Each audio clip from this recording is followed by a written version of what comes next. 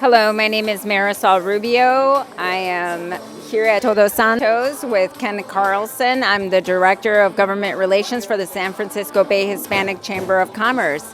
Welcome, Ken. He's running for the Board of Supervisors, District 4. I am. So I am Ken Carlson, and I just tell you a little bit about myself. I'm born and raised right here in Contra Costa County. I grew up in Pleasant Hill and Concord. After returning from college, I ended up staying right here, and I've been here ever since. Wow, great, good to know. What compelled you? Tell us a little bit about yourself. Who's Ken Carlson, and what compelled you to go into public service? Well, it started at a young age. Like I say, I was raised on the campaign trail, you might say. I started as a 4-year-old. My grandfather ran for the Board of Supervisors right here in Contra Costa County. So he served the La Miranda district from 1966 until the mid-70s. So I did kind of live the political life vicariously through a grandfather. And then just, I'm born and raised to serve my community. My mom was a hospice nurse, so taking care of others, Boy Scouts and all the things you do within your community. And then ultimately becoming a police officer kind of led me into, I want to continue to do that kind of service, which landed me running for the Pleasant Hill City Council, and I've been serving there now for 10 years. And it really is just giving back to the community and investing in the community we live in. Sounds great. And I would like to ask you, so how do you think your background has shaped your worldview, and how will that determine what you prioritize? Yeah, it really has. My 29 years in law enforcement, you see people at their best and you see people at their worst. And I had the privilege of working a variety of assignments, from just being a patrol officer, working a beat, to serving on our mental health forensics team, which focused in on chronic offenders who were suffering from addiction and alcohol issues and chronic homelessness, and they were repeat arrestees. How can we prevent that from happening? How can we break that cycle? And building a team of social workers and probation officers, mental health professionals, to get them the support services, and in maybe some respects, kind of the controls. Probation gives us the ability to put controls, so you've got to take your medication, you've got to attend counseling appointments, all the things that would break the cycle of incarceration. It didn't always work, and that's where the experience I have doing that and working on quality of life issues as a police officer, I can bring to the table as not only a council member, but as a supervisor.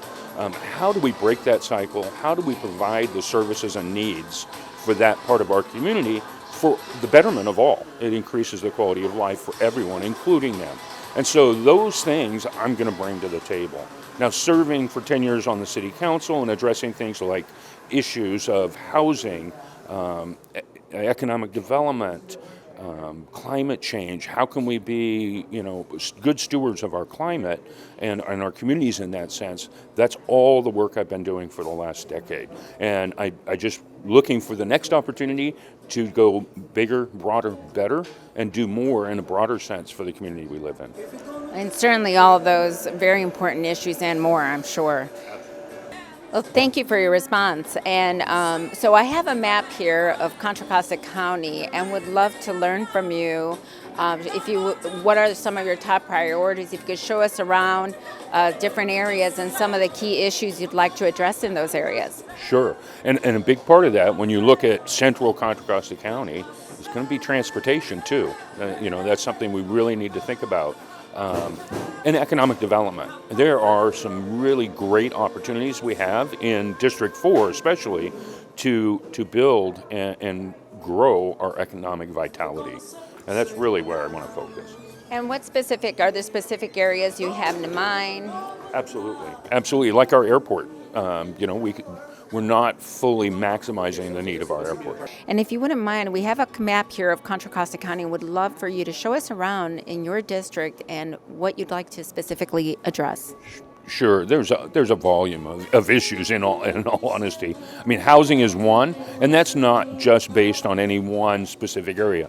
But if we talk about transportation, Clayton and what we call the Valley of Concord, it's a struggle transportation-wise to get just across town. It can take somewhere between 20 and 25 minutes just to get from one side of Concord to the other. And so we need to focus in on some of our transportation issues that we're seeing within the Central District. We've got, the 680 corridor and a lot of work we can do there. The other is economic development. It's a big thing for me. I serve on the Airport Land Use Commission, and one of the key things that I think we need to look at is our airport. There's an opportunity there to grow, bring in new technology. We have autonomous flying vehicles that need to be tested. Unfortunately, in Silicon Valley, the flight patterns don't allow them to do it, and all of those tech companies have taken their people to Pendleton, Oregon, not Contra Costa County, and we have the prime location for it. Proximity to the Silicon Valley, as well as the resources right here. So we need to really market Contra Costa County as being the place to come. The Naval Weapons Station will be moving forward and progressing. There's great opportunities there.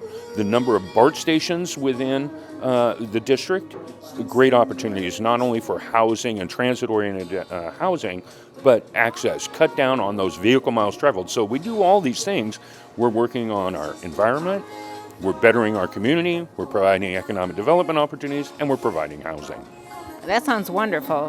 When we talk about the housing market, where are possible areas where development can occur? And what populations do you think it would best serve within your district? Jobs, where are jobs most needed? Where could we potentially develop more outside of Naval Base, which is a huge project? What other areas could we really focus on, like identify their issues, specific issues, and how we will address them? Yeah, housing's an interesting topic. So, you look at the transportation corridors, you look at public transportation, not just the freeways. Those are prime areas that we need to look at for development. The culture's changed. I come from Pleasant Hill, and you see this throughout the district. Large lot, single-family homes. Our younger generation, they're not interested in mowing the lawns or taking care of large lots. They prefer to be near the entertainment, the food, ease of access, ease of transportation. Many don't even want to own cars. They're using alternate modes, whether that's Uber, Lyft, electric bikes, electric scooters.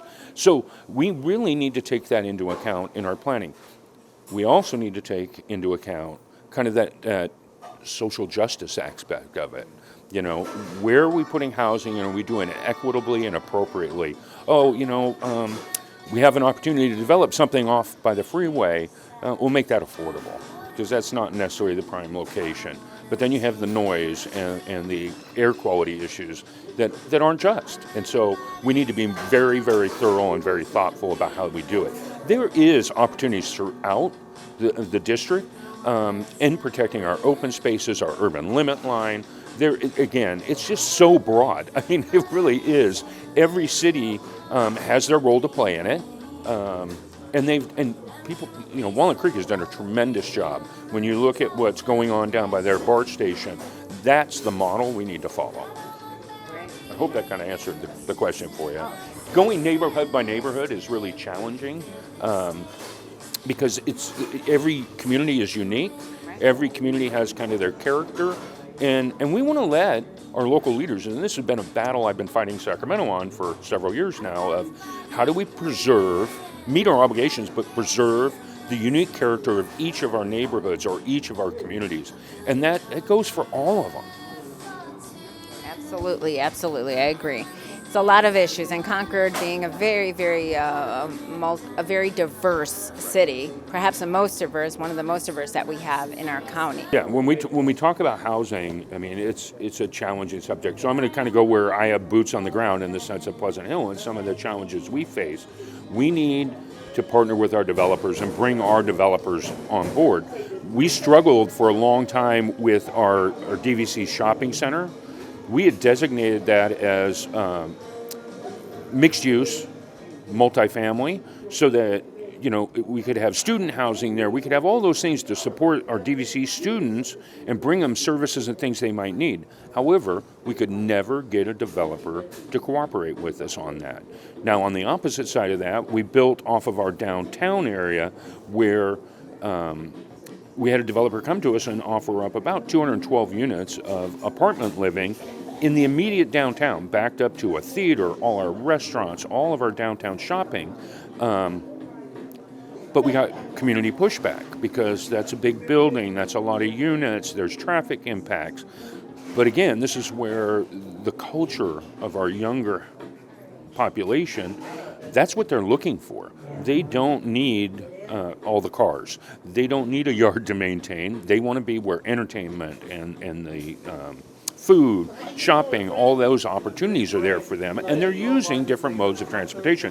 So this is where something like a larger apartment complex in that type of area, and then we're looking at as well, down in the Sun Valley area, we have an underutilized site where the JCPenney home store used to be, another opportunity on a transportation corridor that could be mixed use with some retail, some entertainment, and then multifamily and or a couple of stories of living and residential housing, and it puts you close to transportation, close to freeway access, cutting down on some of those issues that we're facing. So the biggest challenge we face is, one, providing this housing, getting developers to find the opportunities with us, and then for the community to understand it and support it. And it's a challenge. And this is where I've been successful in bringing people together and saying this can work, but everybody needs a voice in it. Absolutely, thank you. And so Sun Valley Mall, I know there's been kind of with the pandemic, I mean, I know that's sort of a little hub there for businesses. What has been the impact from the pandemic on those businesses in that area? Good question. Yeah, a lot of issues on all our retail. I mean, we're seeing smaller stores close. We made accommodations for some of our restaurants and those types of things, but the small service industries, the mom and pops, the hair salons, those personal service industries, they were hit pretty hard. Retail is changing overall, and each and every day on a city like Pleasant Hill, and even Concord and Walnut Creek, and we're relying on that sales tax, so we need to be innovative on how we're going to bring a different picture of retail and fill that gap, and that's still a long and challenging conversation that we're going to have. And this is where marketing Contra Costa, again, is a big part of the plan of revitalization. And so do you feel that the pandemic perhaps accelerated this transition that you're observing? Absolutely. Grocery stores seem to do okay, but everybody needs food and maybe a little stockpiling went on. But online sales also skyrocketed. People were not going out and they were not shopping in our little brick and mortars.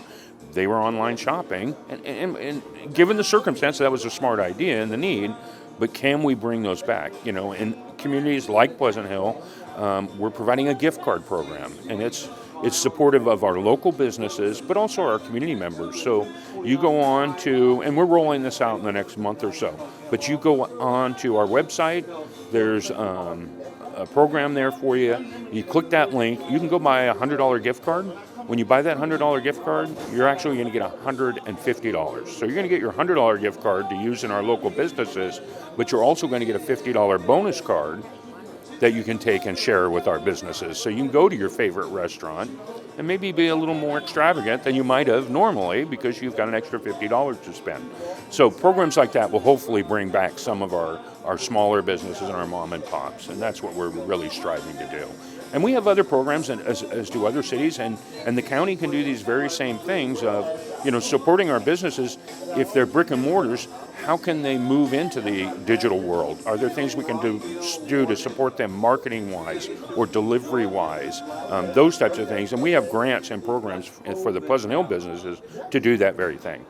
That's wonderful. So you're helping the public in general with financially and giving that support, that buffer during this time, at the same time that money's going right back into those businesses that we're trying to help and make sure, that they don't slip through the cracks as a result of the pandemic.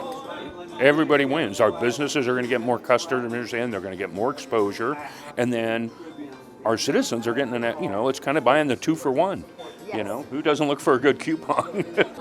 As you know, there are about 31% of the population in your district are Latina residents, and you also happen to represent a typically marginalized population. Could you tell us a little bit more about the issues impacting that community as well as what you bring in terms of representation on your behalf? Yeah, and these are crucial. I mean, they really are important issues that need to be recognized and addressed. And we personally, when I was mayor in Pleasant Hill, I pushed and got on the agenda that we're going to raise the pride flag and we're going to recognize the LGBTQ population. And that wasn't in the sense of self-serving. It was, we need to do this. We need to recognize those people that are all part of our community and what they bring to the table as part of that. And then as we face the immigration issues, came out of 2016, 2017, some of those things that were going on, it was, no, we need to send a very clear message. And I brought forward and wrote our Inclusive Cities Resolution, which we wanted to make very clear that no matter who or what or who you represent, you will not be marginalized, you will not be excluded, you are a welcome and integral part of the community of Pleasant Hill. And that message just needs to resonate throughout the world we live in. For good. So, you know what I'm saying? It's just, I just can't understand it. I am privileged in many ways, just by virtue of who I am, being a male and being white, that I can hide being LGBTQ. Others can't, and they face that stigma and those issues and the stereotypes every day as they're out in the world. I get a little easier that way, but I feel the pain because I know what it's like to hide who and what you are. And what are some of the things that you think you might be able to do to address those specific issues? Well, I think, again, it's just showing that example of everybody can be at the table, everybody can participate, everybody has a voice, and it's equal. And I just think mine is just going to be the living example, whatever issue comes before the Board of Supervisors. That is the way it's done. Great, thank you. And I think one other issue I kind of wanted to touch on, which you briefly spoke about, was the environmental issues. What is sort of your plan to help us transition into clean, renewable energy? We're already making strides. We need to do more. And it's really having those dialogues. But that is such a deep, deep issue of how can we do that and still live the quality of life we live. I'm going to walk away from here, I'm going to get in a car, and it's going to be driven by gas because I haven't reached a point where I can afford to buy an electric vehicle. But it's a matter of, this is where building consensus, getting down and sitting at the table with our industries and with our environmental groups and saying, how can we do this? What are reasonable goals? And where are the gaps going to be filled? It can't happen overnight. We're too reliant on it. But we have to. And we're very fortunate because we have two partners here that are doing it in the sense of moving to alternative fuels. However, if we do that too quickly and not thoughtfully, it can have a significant negative impact. We will see a significant increase in costs, or we'll have to increase oil exports because it's our part as citizens. How do we reduce the demand? What are we going to do to cut back and be less reliant on those fossil fuels that we so desperately want to get rid of? So it's a partnership again. I keep saying that, and it feels kind of like almost hey, we're just avoiding the issue. The reality is, it does. Us as community members, what are we going to do to curb our use and our reliance on it so that it kind of incentivizes our business and industry partners to go, oh, we got to come up with a new plan. So it is bringing everybody to that table and setting some hard goals and making it happen. Right, absolutely. And so, as you know, the pandemic revealed some very stark healthcare disparities, access to healthcare disparities. What are some of the solutions you propose to close the gap in access, timely care, and quality care? This is where social justice comes in again. Our CARES program is not fully enrolled. And I think some of those fears are documentation, what's my status in the community, and we need to break down those barriers. That doesn't matter. So one, full enrollment. I serve on the John Muir Community Health Fund, and we've seen great things that our partners have done. We know the wheels of government move a little slow, so we need to build those partnerships and rely even more working with our nonprofit partners. And I can think of several examples out in East County where La Clinica has partnered with VFW to get access to our healthcare workers. Getting qualified as a federally qualified healthcare provider is extremely challenging, and they managed to do it, and now they're filling a gap that the feds can't do. So I think some of our community partners can fill those gaps while we come up with appropriate services. There's many things we need to do in the healthcare field. The other thing that I recognize through some of the work I've done, we don't have enough healthcare or behavioral health workers, especially bilingual, who are getting paid a living wage to work in the environment and the community we live in. So we need to develop career pathways, and that's something we have done through the John Muir Community Health Fund. We recognized we didn't have enough healthcare workers. We partnered with Adult Ed and some of our nonprofit partners and reached out to some of our marginalized populations, single moms struggling just to put food on the table and having children. How can we get them back into the education field? How can we get them back into the workforce? So with Opportunity Junction, Loaves and Fishes, the food bank, we brought all these people together. Now these students can go to school, get their certifications, but not worry about the food insecurity. So they have a hot meal when they're at school, and then they have food for the weekend to provide for their families, so they're not struggling with, I got to put food on the table before I can worry about going back to work or going back to school. And we've now graduated. We have another graduation coming up in just a few days out in Antioch. We're putting CNAs back into the workforce and a pathway for them to go from CNA to LVN to RN. Because when I get a little older, I'm going to need that care, but there's not enough healthcare workers. And so we got to find career paths and educational paths in that field specifically. There is definitely a shortage there. And so I just want to loop around for 1 second back to, you mentioned at the outset that you worked in law enforcement. Having that experience, what are some of your thoughts or ideas for addressing criminal justice reform issues? There's a lot to be done there as well. And initially, some of my friends in law enforcement were a little nervous about some of my positions on this. But I think about what I did for 30 years. Police officers responding to mental health issues, people in crisis, that's not calming. To have somebody show up with a gun and a badge, lights and sirens and all those things, that's not calming in a critical incident. And we don't get enough training. Our officers don't get enough training in those things. And we're doing better at de-escalation techniques. And now we do have mental health response teams, or we have crisis intervention teams. If those are civilian mental health professionals, an officer still needs to go just to sign a form, just to place somebody on a psychiatric hold. So we need to change some things in Sacramento. We need to be better responders for mental health crisis. Kind of take the cops out of it. If there's no violence involved, no weapons involved, they can be in the shadows. And I think that will help. And the other thing is we're asking our officers on a routine basis to be social workers.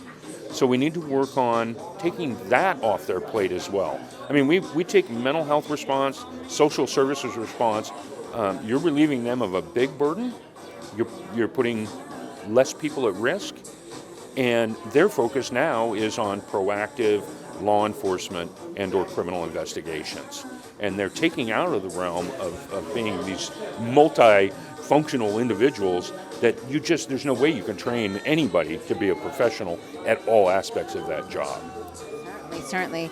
And what can we do to make sure that our police officers are also feeling supported and have adequate training? Yeah, that's a hard one. It's a collaboration.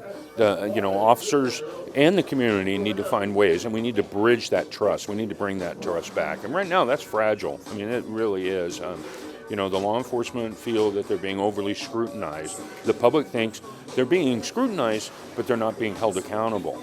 So, they need to be held accountable. If it's inappropriate behavior, they should be accountable. Everybody else is. And there have been changes over the course of the last year or two that they are being held accountable. But two, the community need to understand the role that police officers face. Split-second decisions in a very critical and dangerous moment can go very wrong. And then it's real easy to step back and look at it from a very narrow scope, not from where you're in that crisis mode. And I've been in that crisis mode, and I've had to make those decisions. It's kind of fun, in a sense. They have what we call FATS training. I can't remember what the acronym's for, but it's basically video interactive incident response. So you'll get in front of this video screen, and you'll be the police officer facing this decision-making process. And what's hard is most civilians don't win, or they make the wrong choice because you're in a split-second decision. Even though it's a video screen, you suddenly feel like you're going to be shot or stabbed or somehow attacked. And so having some engagement with that, having those citizen academies where the community can come in and participate and see what we do is hugely helpful. Absolutely. There's a response training that they're getting that's very essential. And one of the things I also think about sometimes is perhaps some of the psychological support services too for police officers. I mean, it's a very high stress type of job. We need to break that stigma where, if you're involved in a critical incident, somehow it's not that there's shaming, but you feel that as an officer of, well, if I go get support, that somehow that diminishes my ability to do the work efficiently, or I'm perceived as not being able to do it. So, yeah.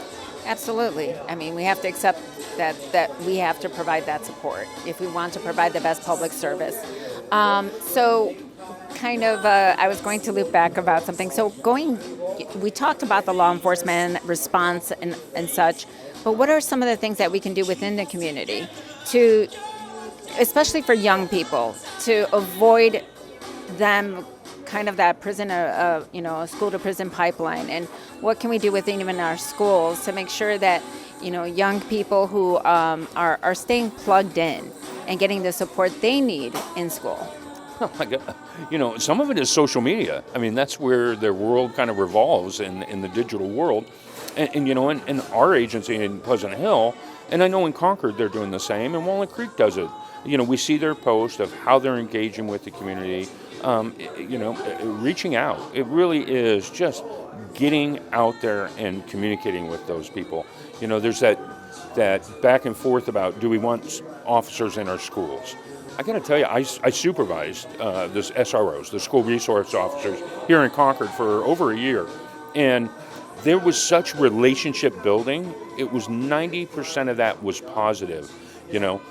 My team, they'd be down at the Concord Youth Center after work, working out, playing basketball, and supporting our youth. Doing those kinds of things lets them know, one, you as an officer, as a human being, two, as a youth, you matter, and we care about you, and we want to support you. So having our officers in the school isn't always a bad thing if we clearly define the roles and the parameters. They should be relationship builders. They should not be the safety net for the school counselor or the school administration, school discipline processes. It's got to be pretty, it has to be criminally oriented for us to get involved. Otherwise, I think they should be there working and building those positive relationships with our youth. This is a very competitive race, as you know. What does your electorate need to know about you? Why are you different and their best choice? Well, and this is hard for me because it's just not my nature to take credit for something that we do as a group or as a team. One council member doesn't make all the decisions alone. So my focus has always been being a listener and working and collaborating together. And that's why if you look at my list of endorsements, it's all those elected leaders that I've worked with over the last decade know that we can have an open, honest discussion. We might not agree. We might walk away not agreeing on what we've come up with or how it's resolved, but we walk away knowing we can come back to the table the next time. I don't practice the cancel culture of, you don't agree with me, I'm done with you. I'm a consensus builder. I work for solutions and getting things done. And the only way we can do that is by partnering and collaborating with each other across the county, whether that's special interest or labor or building or other elected leaders. You have to be able to come to the table. You have to have open, honest, transparent discussions and be willing to listen and even compromise at times to get things done. And that's what I brought to the table to Pleasant Hill for 10 years and what I'm going to bring to the Board of Supervisors. And so I'm going to force you to brag a little bit. What were some of your major accomplishments in Pleasant Hill as a city councilman? Well, and I do have friends in the political world who point it out to me more than I brag about it, I guess. But the Pleasant Hill, when I got on council, we were coming out of the 2008-2010 recession, the economic downturn. We were fiscally responsible.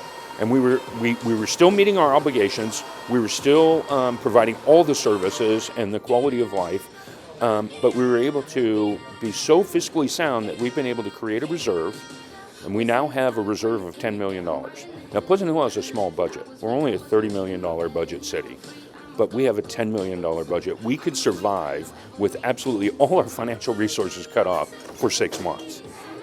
There are no other cities that can say that. In the meantime, we reach out to our public, we work with our public and said, look, what do we need to do for you? And if we were to get more money, meaning a sales tax measure, what would you want us to do with that money? And they told us bike paths, trails, infrastructure improvements, and a library. So you know what? Over 68% voted to support that. Our library will open in June. So we've been able to maintain all of that, provide a high quality of life, be fiscally responsible and build our reserves, and still build a state-of-the-art $20+ million library, which will be, I think, kind of the jewel of Central Contra Costa, if not the library system. What qualities do other candidates not bring to the table that you do? Well, I'll go back to the consensus building. I think of the five of us, I am the one who can be the best listener, be the best collaborator, and the consensus builder. And that goes to some of the work I've done, whether it's the League of California Cities, where I've worked within the East Bay Division, which is all of Alameda and Contra Costa counties.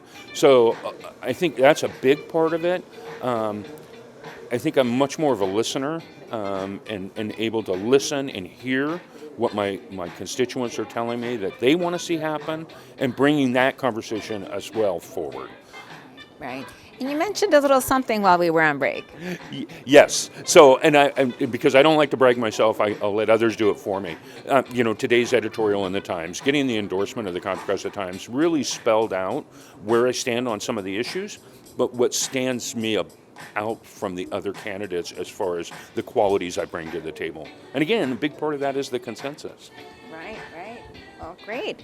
And where can voters go to learn more about you and possibly reach out to you if they have questions? Absolutely. If you go to kencarlson.vote, there's a phone number on there. It goes to my phone. There is an email address on there. And of course, you can always donate to support my candidacy. Great. Well, thank you so much for joining us. And your electorate will be very appreciative to learn more about you. And we hope to continue this conversation. And good luck. Thank you.